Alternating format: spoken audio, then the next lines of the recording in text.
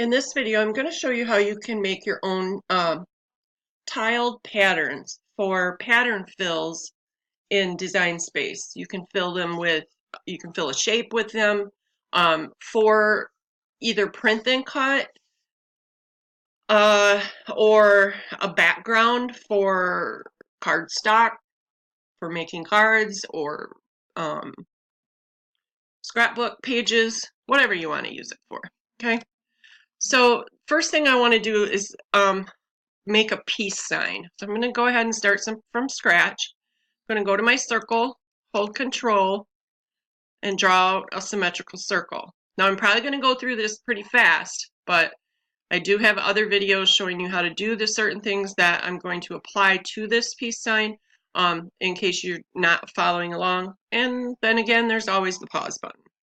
All right, so once my circle's drawn, I'm going to Control D to duplicate, and I'm going to change that color. Go to my selection arrow, hold Shift and Control, and I'm going to shrink that down. And then I'll select both of them and go to Path Difference. All right, then I'm going to go to my Bezier pen. I'm going to click here, and I'm going to hold Control so it goes straight down, and I'm going to double click there. Then I'm going to open my Fill and Stroke panel. I'm also going to open my Align and Distribute. I'm going to go back to Fill and Stroke and click on my color here and Stroke Style. Well, first of all, I clicked on my color here to make sure that it's on, okay? Stroke Style, I think I'm going to go ahead and change that to about 30. That looks pretty good. Okay, and then I'll go to my Align and Distribute, my selection arrow, select these and align them on a vertical axis as well as horizontal. Okay. And then what I'll do is deselect by clicking off somewhere, or there's a deselect button right here. All right, so then I'll select this. I'm going to apply path, stroke to path.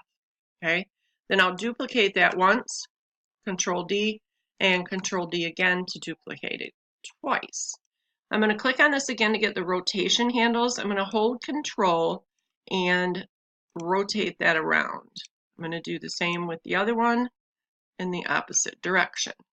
Then I'll go ahead and grab my square and I'll draw a square over the top portion here, and I will Control D to duplicate that. Go to my selection arrow. With this selected, I'll hold Shift and select one of my lines here and go to Path Difference, and then I'll select the rectangle, hold Shift, select the other line and go to Path Difference. And there's my peace sign. Now I can get rid of these little remnants here by going to my node editor, selecting it, and pulling it in. Same with this one, let's pull it in. Okay, now that we have that, I'm going to select it all and I'm going to do Path Union, so it's all one piece. Now I'm going to add a gradient to this. So I'm going to go here. I don't see my gradient tool, so I'm going to click on these two little arrows and I'm going to click on gradient. Okay, and then I'm going to go to my fill and stroke panel. I'm going to go to my fill and I'm going to go to linear gradient. Okay, click on that, and then I'm going to go back to my colors. I'm actually going to go to stop. Sorry, I haven't done this in a while. And I'll click on this and I'll change the color. Okay. I actually may want that alpha to be higher. There we go. And I want it to be,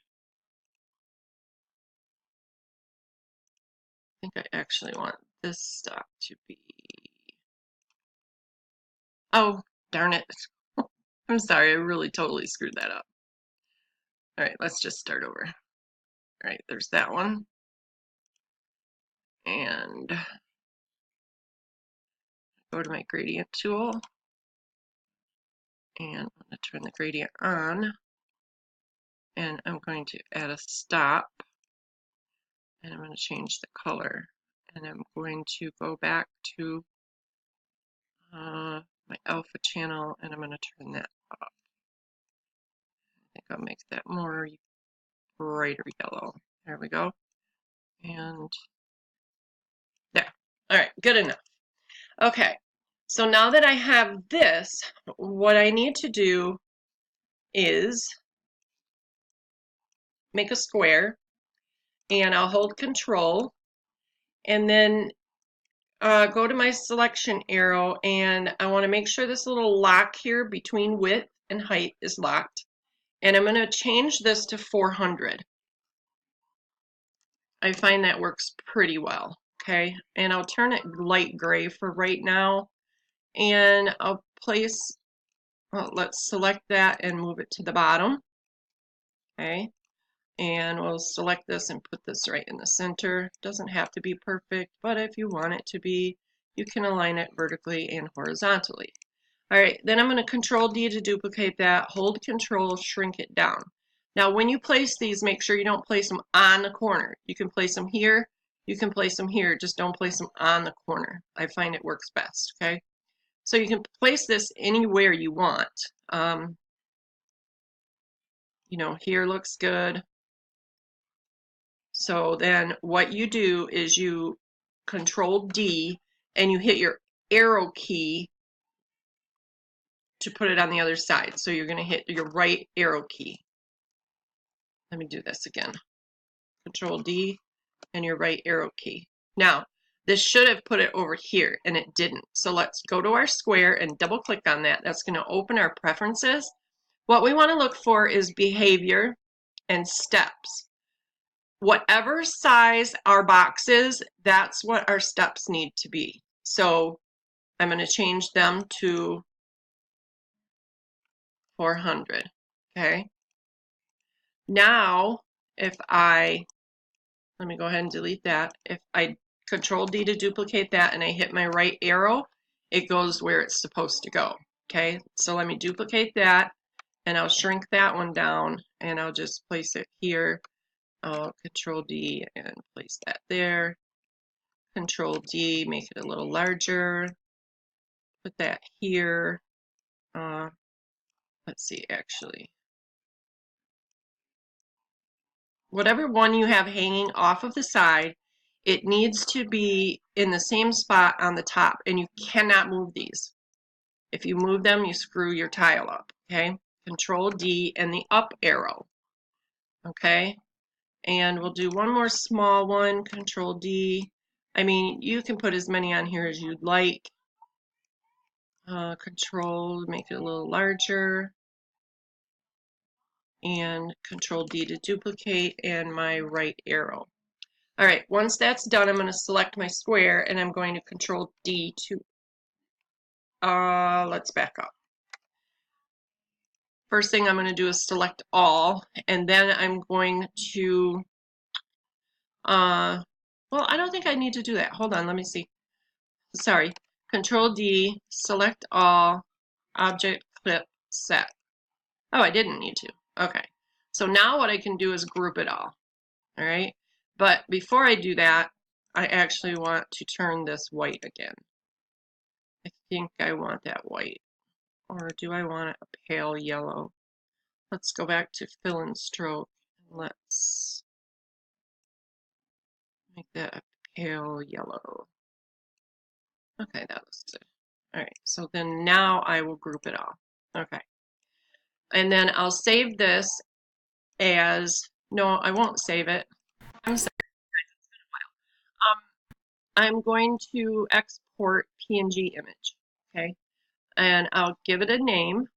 I'll save it to my desktop and I'll just name it tile and save and export. You have to do both of these.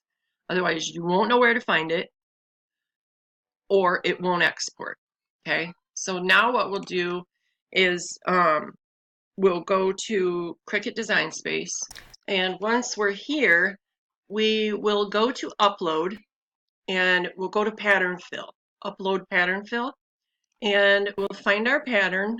I usually keep it on my desktop, that way I can drag and drop it, but for the sake of the video, I'll just open it the traditional way. Let's see, I want tile. Here it is, PNG, open, and save. And you can add any tags or whatever you want here if you want to. Now you can see it doesn't show up here, so we'll just hit cancel. And I'm going to draw a shape. I'll choose a star. And I'll enlarge this a little bit.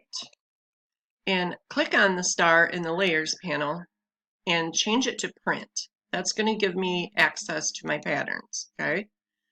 And I will go ahead and find the one that I just made. Now, once that has filled, go down here to edit, and a box will come up, and you can change your scale. I'll try 50. That looks better. Maybe try 40.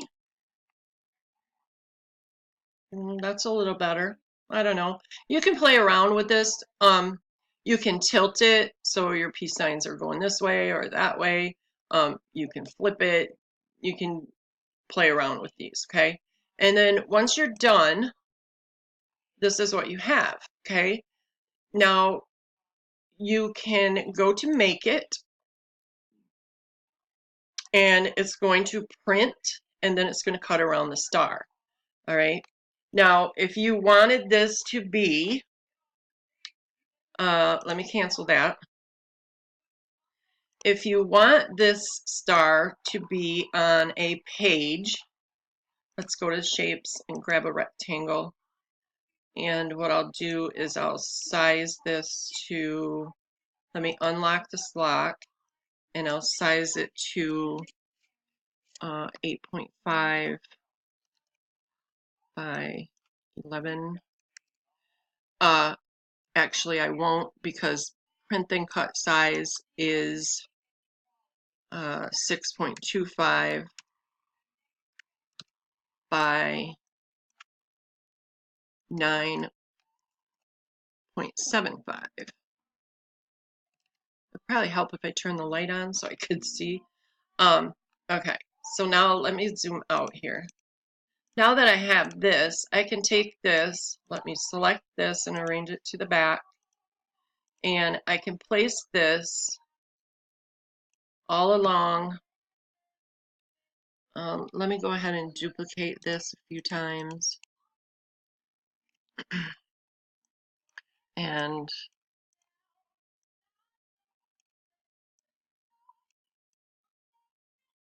you can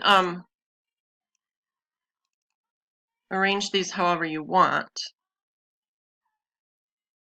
Size them whatever size you want them to be, and place them where you want. Once you get everything where you want it, then turn this back layer white, all right? So let's select that and change it white so that it doesn't print the color. Now, if you wanted this to print a color, you could do that. Just select the color that you want it to be. And then what you'll do is you'll select it all and you'll flatten, okay? Then when you go to make it, and it will print your pattern filled onto your sheet of cardstock, colored cardstock, or white cardstock, and it will print this color. If you didn't want that, then you can unflatten, and you can change your background to white, because printer will not print white, and then you'll end up with just these stars, and it will cut around the shape. And if you didn't want that, if you just wanted it, well, you would have to flatten it, okay? If you didn't want that, then you would just unflatten and take your star and go ahead and delete all the rest of this stuff. So that's how you do a pattern fill. If you have any questions, leave them in the comments below. Thanks for watching, and be sure to subscribe so you don't miss my next video. Thanks for watching.